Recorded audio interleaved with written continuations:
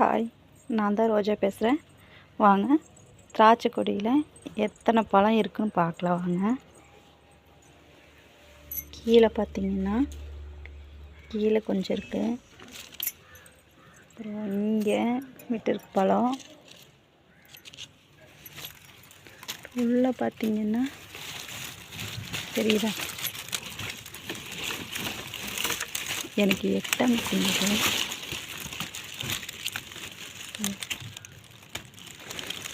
பார்த்தீங்களா, மருந்து எதுவுமே அடிக்கிறதில்ல.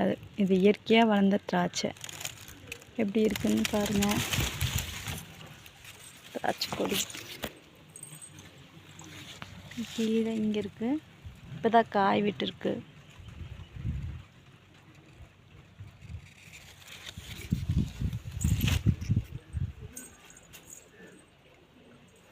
பார்த்தீங்களா, இங்கே காய் இருக்கு. இந்த வீடியோ பிடிச்சிருந்தா சப்ஸ்கிரைப் பண்ணுங்கள், லைக் பண்ணுங்கள். ஓகே, பாய். நெக்ஸ்ட் வீடியோவில் பார்க்கலாம்.